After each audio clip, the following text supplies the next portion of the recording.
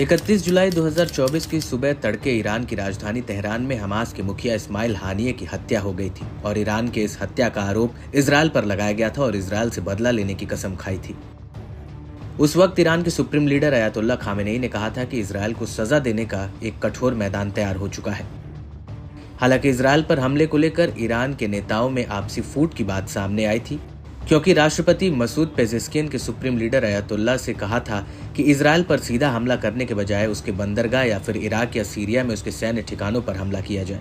लेकिन ईरानी सेना इजरायल पर सीधे मिसाइल हमले की जिद पर अड़ी हुई है। और अब इसी कड़ी में अयातुल्लाह के एक बयान ने ईरान में खलबली मचा दी है।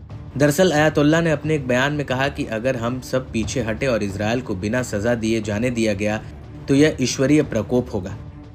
दरअसल न्यूज एजेंसी ईरान इंटरनेशनल ने अपनी एक रिपोर्ट में कहा है कि अयातुल्लाह ने इजरायल को लेकर एक सख्त बयान जारी करते हुए कहा है, पवित्र कुरान के अनुसार कोई भी गैर रणनीतिक वापसी, चाहे वह सैन्य, राजनीतिक या आर्थिक हो, ईश्वरीय प्रकोप को आमंत्रित करती है। अयातुल्लाह ने अपने बयान में आगे कहा कि जो सरकारें आज के प्रमुख शक्तियों की मांगों के आगे झुक जाती हैं, चाहे वे जिस भी राष्ट्र का प्रतिनिधित्व करती हों, वे इन दबाव का सामना कर सकती हैं यदि वे अपने लोगों की ताकत का लाभ उठाएं और अपने विरोधियों की वास्तविक स्पष्ट क्षमताओं का सही आकलन करें।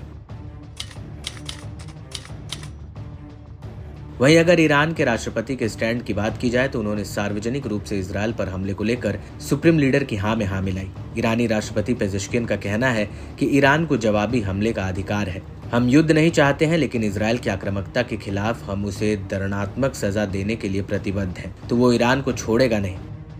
इजरायल के विदेश मंत्री इजराइल काट्स ने अपनी एक सोशल मीडिया पोस्ट में कहा है कि एक गंभीर और खतरनाक स्थिति पैदा हो रही है, क्योंकि ईरान इजरायल के प्रमुख आबादी केंद्रों के खिलाफ एक नया पूर्वी आतंकी मोर्चा स्थापित करने की कवायद में जुटा है। यहाँ पर आपको ये भी बता दें कि ईरान के खतरे को देखते हुए मिडिल ईस्ट में अमेरिका एकदम चौकन्ना हो गया है। अमेरिकी राष्ट्रपति जो बाइडेन ने इजरायल की सुरक्षा के लिए अतिरिक्त फोर्स मिडिल ईस्ट के लिए रवाना कर दी है। अमेरिका की एक ग्लोबल स्ट्राइक कैरियर और अब्राहम लिंकन युद्धपोत मिडिल ईस्ट के लिए चल पड़ा है।